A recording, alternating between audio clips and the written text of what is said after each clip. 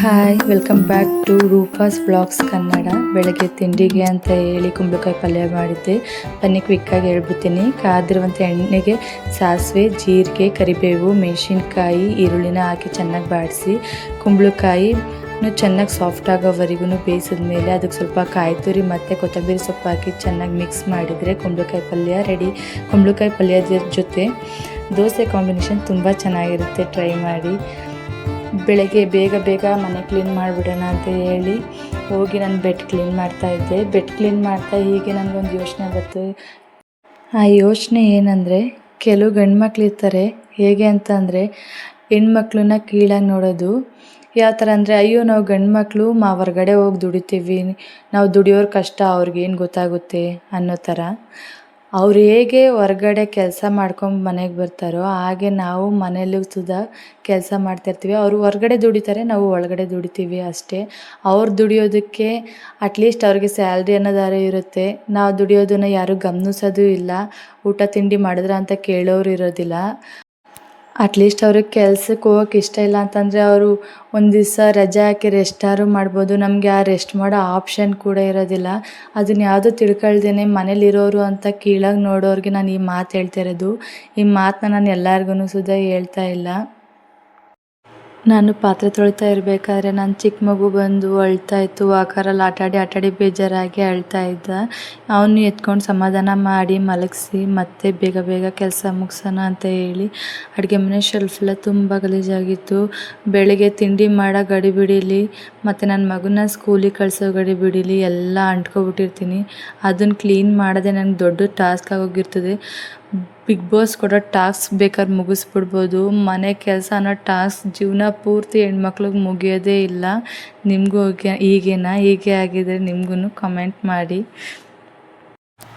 ನನಗೆ big boss ಅಂದರೆ ತುಂಬ ಇಷ್ಟ. ಅದಕ್ಕೆ ನನ್ನ ಕೆಲಸದ ಬ್ಲಾಗ್ಸಲ್ಲೂ ಕೂಡ ನಾನು ಬಿಗ್ ಬಾಸ್ ಟಾಸ್ಕ್ ಅಂತ ಹೇಳ್ತಾ ಇರೋದು. ಯಾರ್ಯಾರೆಲ್ಲ ಬಿಗ್ ಬಾಸ್ ಬರ್ತಾಯಿದೆ, ಇನ್ನೇನು ಸೀಸನ್ 13 ಬರ್ತಾಯಿದೆ. ಬಿಗ್ ಬಾಸ್ ಸೀಸನ್ 13ಗೆ ಯಾರ್ಯಾರು ವೆಯ್ಟ್ ಮಾಡ್ತಿದ್ದೀರಾ, ಯಾರ್ಯಾರು ಈ ಶೋನ ನನ್ನ ಥರ ಇಷ್ಟಪಟ್ಟು ನೋಡ್ತೀರಾ, ಅವರೆಲ್ಲ ಕಮೆಂಟಲ್ಲಿ ಬಿಗ್ ಬಾಸ್ ಅಂತ ಹಾಕಿ.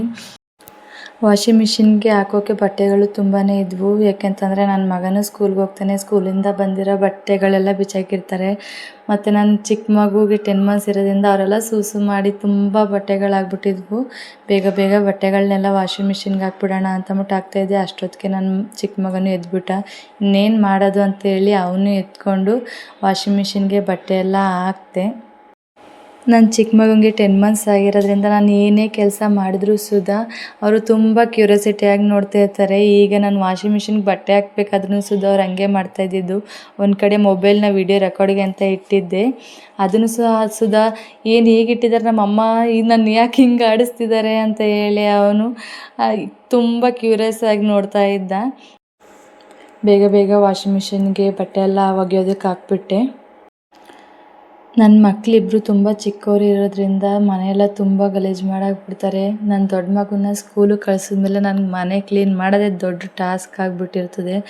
ನನ್ನ ಚಿಕ್ಕ ಮಗುನಿಗೆ ಸ್ನಾನ ಮಾಡಿಸಿ ಮಲಗಿಸಿ ನಾನು ಆಮೇಲೆ ಕಸ ಗುಡಿಸೋದಕ್ಕೆ ಬಂದೆ. ಕಸ ಎಲ್ಲ ಬೇಗ ಗುಡಿಸಿ ಮನೆಯೆಲ್ಲ ಒರೆಸ್ದೆ. ನಾನು ಕೆಲಸ ಮಾಡಬೇಕಾದ್ರೆ ತುಂಬ ಸೈಲೆಂಟಾಗಿ ಒಂದು ಪಿನ್ನು ಬೀಳಿಸ್ತಿರಂಗೆ ಸುದಾ ಮಾಡಬೇಕು. ಇಲ್ಲ ಅಂತಂದರೆ ಒಂದು ಸ್ವಲ್ಪ ಸೌಂಡ್ ಆದರೆ ಸುದಾ ನನ್ನ ಚಿಕ್ಕ ಮಗ ಎದ್ದಿ ಅಮ್ಮ ಅಂತ ಕೂತ್ಬಿಡ್ತಾರೆ.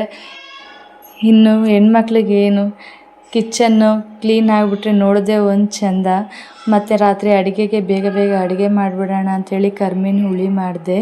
ಕರ್ಮೀನು ಹುಳಿ ಮಾಡಿ 4 ಗಂಟೆ ಆದಮೇಲೆ ನನ್ನ ದೊಡ್ಡ ಮಗನ ಸ್ಕೂಲಿಂದ ಕರ್ಕೊಂಬಂದೆ. ಅವನು ಸ್ಕೂಲಿಂದ ಕರ್ಕೊಬರ್ಬೇಕಾದ್ರೆ ನನಗೆಲ್ಲನೂ ಹೇಳ್ತಾ ಇರ್ತಾನೆ. ಮತ್ತು ಮನೆಗೆ ಬಂದಮೇಲೆ ಅವನಿಗೆ ಈ ಥರ ಮಾಡಬೇಕು, ಈ ಥರ ಮಾಡಬಾರ್ದು ಅಂತ ಎಲ್ಲನೂ ಹೇಳ್ಕೊಟ್ಟಿದ್ದೀನಿ. ಅವ್ರ ಬ್ಯಾಗ್ನ ಅವರೇ ತಗೊಂಡೋಗಿ ಇಡ್ತಾರೆ. ಮತ್ತು ಅವ್ರ ಲಂಚ್ ಬಾಕ್ಸ್ ಎಲ್ಲನೂ ಸುದಾ ನೀವು ಕೊಟ್ಟಿದ್ದೆಲ್ಲ ಖಾಲಿ ಮಾಡಿದ್ದೀನಿ ಅಮ್ಮ ಅಂತೇಳಿ ಒಂದೊಂದು ಓಪನ್ ಮಾಡಿ ತೋರಿಸಿ ಎಲ್ಲನೂ ಸಿಂಕ್ ಹಾಕ್ತಾರೆ. ನೀವು ಬ್ಯಾಗ್ ಇಲ್ಲೇ ಮಡಗಬೇಕು, ಬಂದಿದ ತಕ್ಷಣ ಕೈಕಾಲು ಮುಖ ತೊಳಿಬೇಕು, ದೇವ್ರ ಪೂಜೆ ಮಾಡಬೇಕು, ಪ್ರತಿಯೊಂದು ಗುಡ್ ಹ್ಯಾಬಿಟ್ಸ್ನೂ ಸುದಾ ಅವ್ರಿಗೆ ಅಭ್ಯಾಸ ಮಾಡ್ಸೋಕ್ಕೆ ಟ್ರೈ ಮಾಡ್ತಾಯಿದ್ದೀನಿ. ಅವರು ಸುದಾ ಅದೇ ಥರ ನಾನು ಹೇಳ್ಕೊಟ್ಟಂಗೆ ಕಲಿತಾ ಇದ್ದಾರೆ.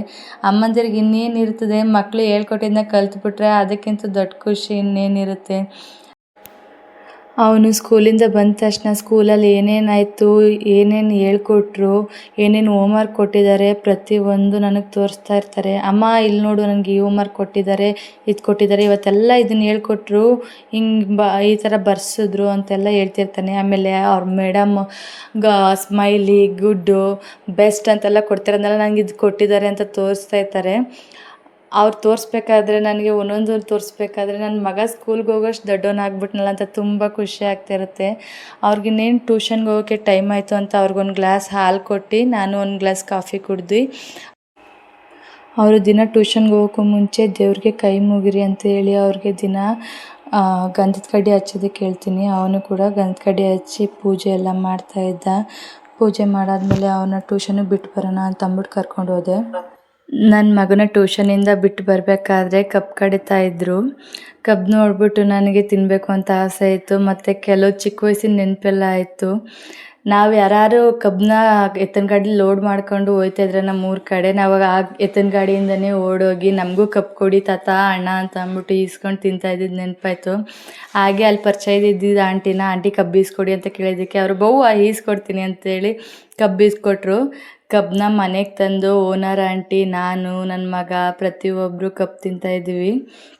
ನನ್ನ ಚಿಕ್ಕ ಮಗುಗಂತೂ ಕಬ್ಬು ತಿಂತಾ ಇರಬೇಕಾದ್ರೆ ಏನೋ ಕೊಟ್ಬಿಟ್ಟಿದ್ದಾರೆ ಕೈಗೆ ಅಂತ ಹೇಳಿ ಅವ್ರ ಮುಖದ ರಿಯಾಕ್ಷನ್ನೇ ಒಂಥರ ಆಗ್ಬಿಟ್ಟಿತ್ತು. ನಂಗೆ ನನ್ನ ಮಗ ಮಾಡೋ ಒಂದೊಂದು ಮೂಮೆಂಟು, ಒಂದೊಂದು ರಿಯಾಕ್ಷನ್ನು ಕೂಡ ತುಂಬ ಇಷ್ಟ. ಯಾಕಂದರೆ ಮಕ್ಕಳು ಮತ್ತೆ ಮತ್ತೆ ಚಿಕ್ಕವಾಗಲ್ಲ, ಅವ್ರ ಬೆಳವಣಿಗೆನೇ ನೋಡ್ತಾ ನಾವು ಎಂಜಾಯ್ ಮಾಡಬೇಕು. ಐ ಹೋಪ್ ಈ ವ್ಲಾಗ್ಸ್ ಎಲ್ಲ ನಿಮಗೆ ಇಷ್ಟ ಆಗ್ತಿದೆ ಅಂತ. ನನ್ನ ವ್ಲಾಗ್ಸ್ ಎಲ್ಲ ನಿಮಗೆ ಇಷ್ಟ ಆದರೆ ದಯವಿಟ್ಟು ನನ್ನ ಚಾನಲ್ನ ಸಬ್ಸ್ಕ್ರೈಬ್ ಮಾಡಿ, ಲೈಕ್ ಮಾಡಿ, ಶೇರ್ ಮಾಡಿ, ಕಮೆಂಟ್ ಮಾಡಿ. ಸಿಗುವ ಮತ್ತೆ, ಬಾಯ್.